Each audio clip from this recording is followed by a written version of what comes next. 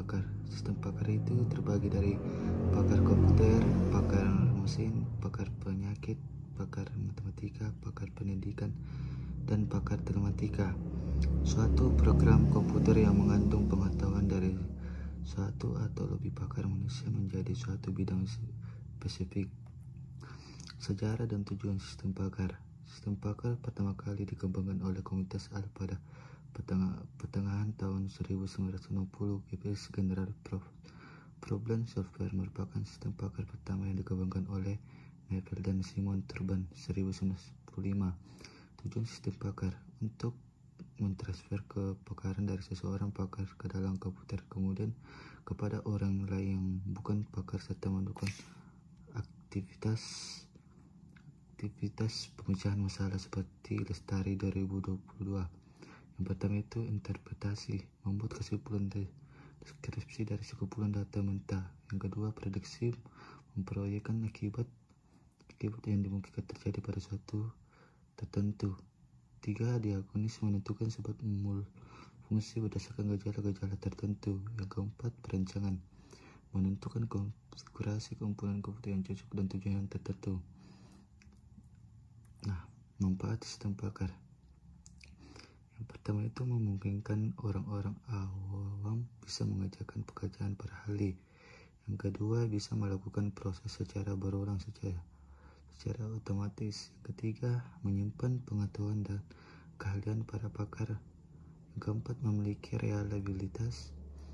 Yang kelima mampu melestarikan keahlian para pakar, terutama keahlian langka. Sistem pakar. Pakar expert.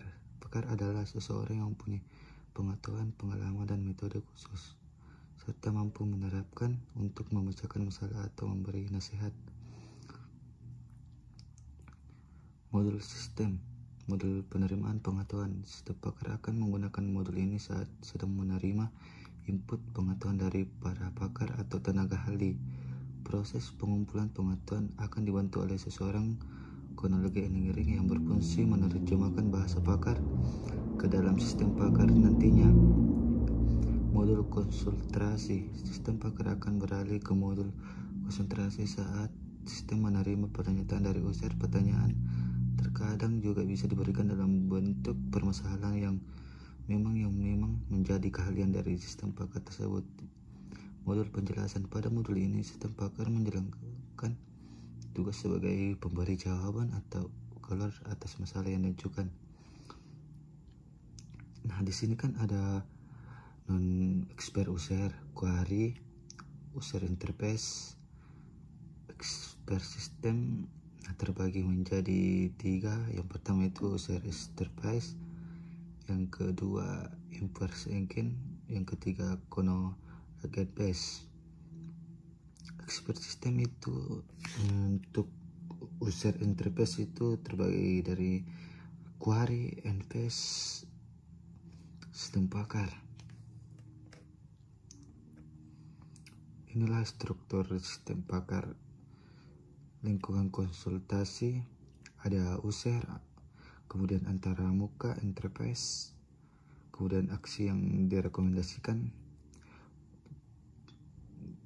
terus fakta kejadian tertentu, fasilitas penjelasan, mesin inferensi, workshops.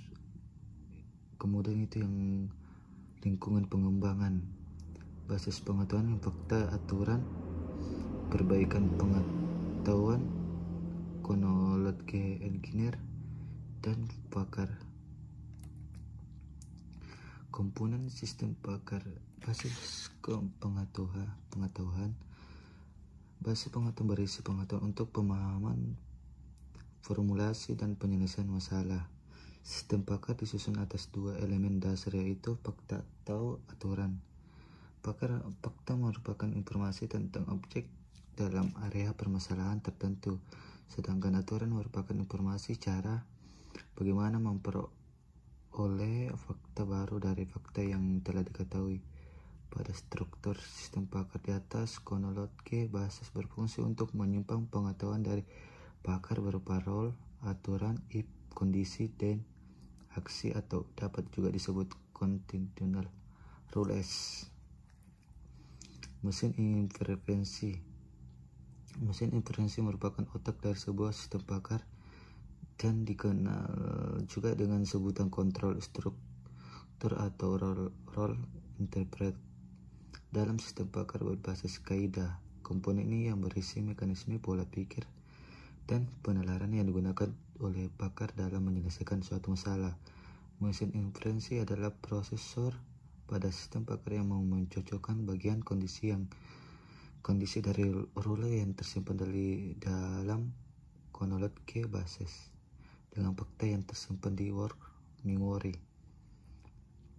Nah, selanjutnya ada memori kerja atau working memory yang berguna untuk menyimpan fakta yang dihasilkan oleh mesin inferensi dengan penambahan parameter berupa derajat kepercayaan, atau dapat juga dikatakan sebagai global database dari fakta yang digunakan oleh aturan-aturan yang ada.